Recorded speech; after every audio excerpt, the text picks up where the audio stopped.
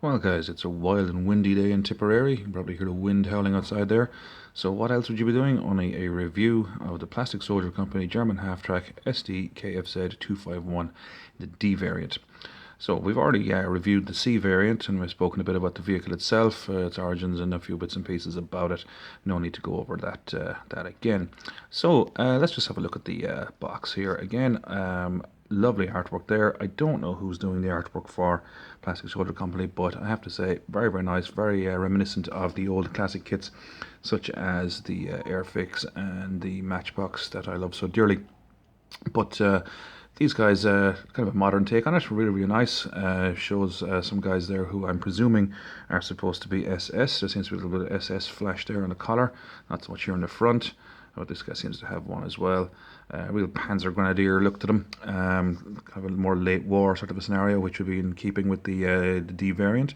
Bit of camouflage on the vehicle as well, indicative of maybe the Normandy campaign, that kind of thing, where German road transportation was under threat by RAF Typhoons and that type of thing. So the box there, very straightforward. Lovely artwork, as I say. Contains 3 vehicles and 24 crew members. Some assembly required. Not an awful lot, in fairness. This particular box didn't come with any instructions. Not sure if that is standard for this particular one. Maybe it was just left out of mine. Although the instructions for the C variant were so basic that, to be honest with you, the proverbial dog with the proverbial mallet could probably manage to get through it. If you know what an sdkfz 251 looks like, you probably do it blindfolded. Excuse the rattle, there's a few sprues inside in the box still. On the back it gives a colour scheme, again kind of a late war camouflage pattern. The colours used are from the Vallejo range, as far as I can tell. Yeah, Vallejo. Very straightforward again, nothing too complicated. I don't use the Vallejo stuff. I always use Humbrol or some Revell if I don't have the Humbrol colour. Mainly because I just have a box of paints that's 20 years old and they're still quite functional, so I don't see the point in replacing the whole box of paints for the sake of 1 or 2 models. But hey, there you go. So the box, usual story with these things, you know, the warnings on the side of it, that type of stuff. But that's basically it. Nice little box. One thing I don't like about the boxes, and this is a very, very small quibble, is that they're side openers, little flaps here at the sides, as opposed to top openers, which is just easier when you're modeling or you're constructing things, you're painting things. It's nice to have the top opener boxes for keeping bits and pieces inside. That just find it a bit more handy. But anyway, that's that. Let's have a look at the sprue, shall we? Right, okay. So the sprue, very similar to the C variant sprue. Very straightforward, not exactly complex, goes together in no time at all. Detail on the figures, as I mentioned in the previous video, is very, very good.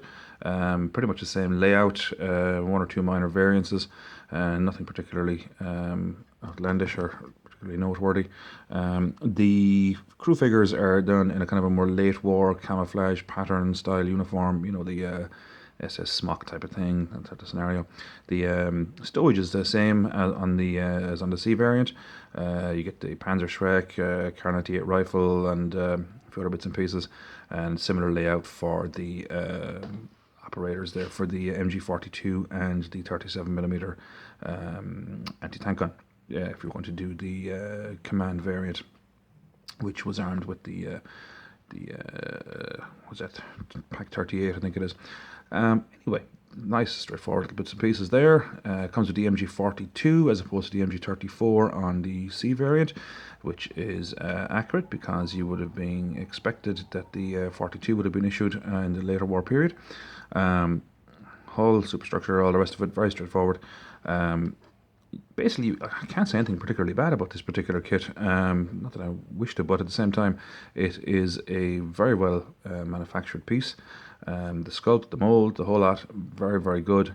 Good quality plastic. So again, top marks to Plastic Soldier Company for this release. As I stated in the video for the C variant, I wish these had been around 20-25 years ago, but they're here now, and so let's make the most of it. I don't normally buy kits these days because I have so many bits and pieces left from back in the day when I had no kids and a bit more money, but and a bit more time for that matter. But these guys, roughly €20 including postage to I'm in Tipperary in Ireland, so relatively cost effective. 3 models, good quality. In fairness, anyone's book, that's good value. So that's basically the Sprue. Nice thing about the Sprue, as I say, is you get a little bit of extra bits and pieces which can be used for other conversions, for if you're not using certain pieces, such as maybe crew members, which I generally don't, or some of the stowage stuff can be put on other vehicles, such as tanks or other half tracks or whatever. It's up to yourself. Nice and straightforward. So let's have a look at one of the vehicles, shall we? Right. Okay, here we go. So I'll just hold it here if that's okay with you guys. Again, very, very straightforward. I keep saying straightforward, but it is. Now this one at the back has a slightly higher angled, kind of flatter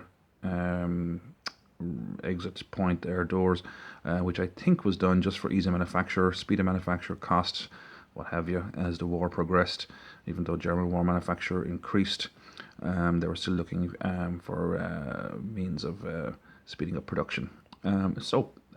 These particular ones here are going to be serving with the 251C variants in my rapid fire battalions.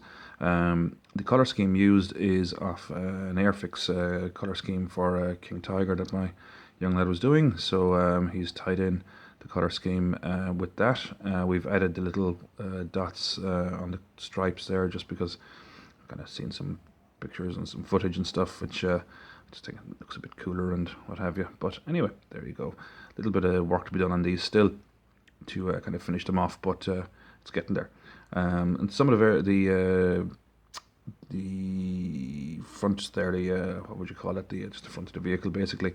You have the option of putting on kind of wire towing cables or alternatively a tire.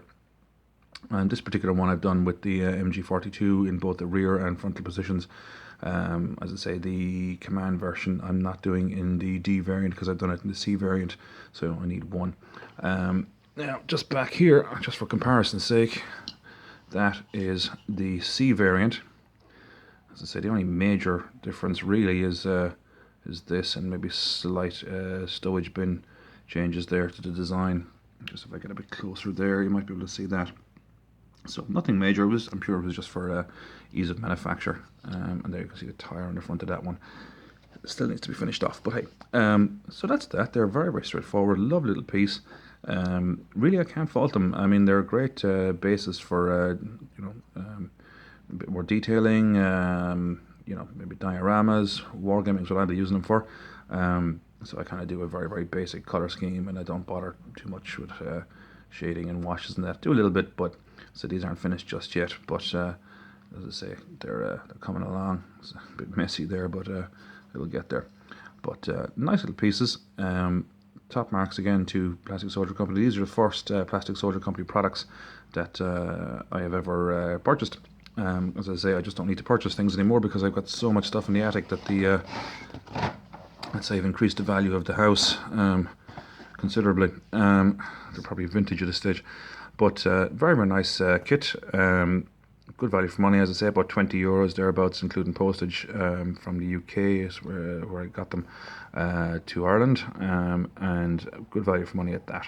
So that's basically it. If you are looking for a half track for your wargaming or any other purpose, I suggest that you pick up these. You could do a lot worse than going with the Plastic Soldier Company German half track sdkfz 251 in any of the variants, this one being the D.